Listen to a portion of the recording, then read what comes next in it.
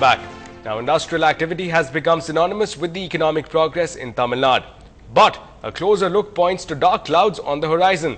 With a growing list of demands and complaints from the manufacturing sector, the industrial growth story may not be a smooth ride as expected. Let's take a look. Come the budget session of the Assembly, and the new government will be up against a long to-do list. Operating with various constraints that are threatening to dislodge growth, the manufacturing sector hopes that it will feature prominently on that list. Now, the headline numbers for Tamil Nadu look impressive.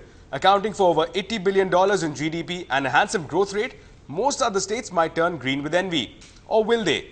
A comparative analysis reveals a starkly different picture. While Gujarat continues to race ahead, Bihar surprises with 9.6%, which is higher than the Indian average. But importantly, Tamil Nadu with 7.4% is beginning to slip. Industry captains attribute various reasons for the slower growth. By owners themselves and his family, maybe. The message which is certainly spread is there is a power situation, a crisis in terms of availability of quality power. Infrastructure, like we told you, we need better roads, better connectivity. And the planned expansion of the ports in Tamil Nadu, issues of land, cost of land, availability of land. This has become a very high-cost state. The demand-supply mismatch for well-trained skilled labor also worries the sector. You said that, you are paying peanuts, so therefore you will get monkeys. So I said, we are getting monkeys, therefore we are paying peanuts. Well, these are, however, not the only concerns. Now, survey findings reveal that talent availability and infrastructure are the top two concerns. But government policies and financial needs also rank pretty highly. Now, meanwhile, twin deficits of power and housing also loom large, and this is where the government roles comes into picture. To ramp up electricity supply, a sum of $20 to $25 billion has to be spent. Meanwhile, upgradation and expansion of roadways will require an additional investment spend of $15 to $20 billion. There are also those who believe that developing self-sustaining industrial and residential clusters or satellite towns is the key. Now the thing is, you have a choice once you pick those manufacturing locations. Do you move people back and forth, 3 hours, 4 hours every day? Or do you try and create self-sustaining townships around the factories that you're creating? But all these steps would require massive state funding. With huge debt, a heavy subsidy burden, cost of freebies and populist measures such as the recent slashing of VAT on LPG, can the government budget for positive growth? In Chennai, this is Ashmit Kumar for Ndtv-Hindu. Well, moving ahead now, Madras High Court today ordered notice to Reliance Entertainment on Singham, a Hindi remake of Surya Stara in Tamil. Now, the Hindi version with Ajay Devgan and Kajal Agarwal in lead roles is slated for release on July 22nd. The original producer, Nyanavel of Green Studios, had claimed in his petition that the Hindi producers promised to use the logo of his production company and offered a 25% of the sale profit when they made the agreement.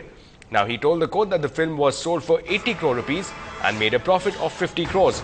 He had complained that his share of 12.5 crores was not given to him.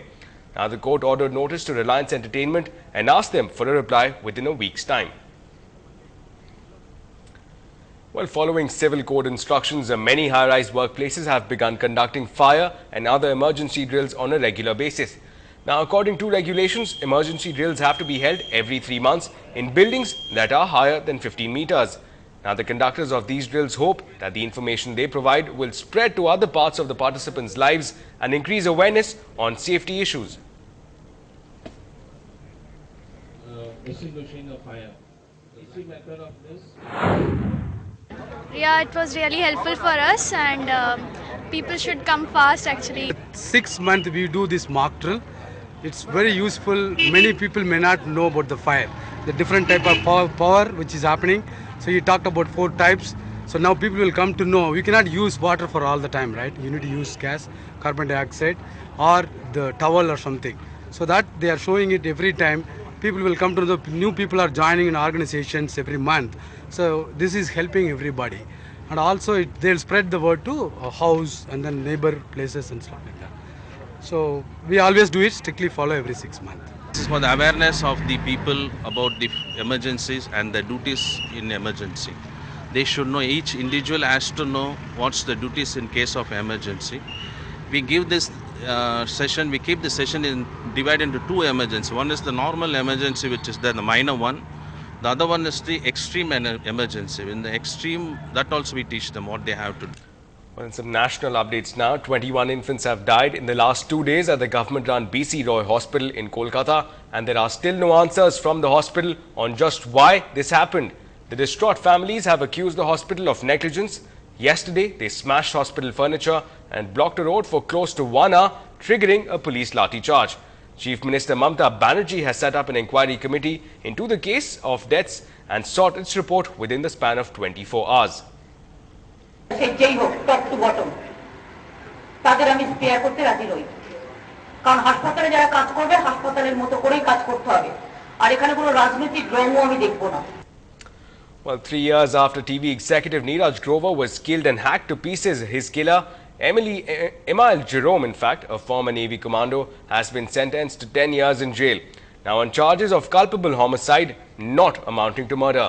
But Jerome's girlfriend, aspiring actress Maria Susairaj, is set to walk free as she has been sentenced to 3 years in jail for helping Jerome destroying the evidence and has already spent more than 3 years in jail as the trial was going on. Now Jerome will have to serve another 7 years in jail. The court has fined him 50,000 rupees, which will go to Grover's family, though the judge said that nothing can compensate for Grover's for the loss of their son. But in a verdict that has been criticized by many, the judge said that it was a crime of passion, not premeditated murder. Jerome had lost control after seeing his girlfriend with another man. Now Neeraj Grover's family say that they have been denied justice.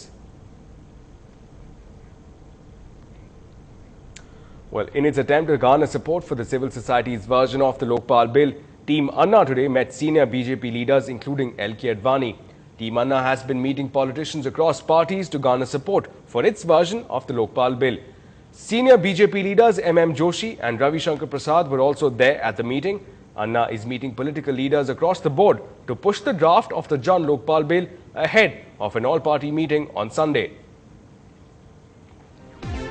Well, some action from the world of sports. Shotler ace slips out of form. Are consecutive defeats beginning to take a toll? We tell you on the other side.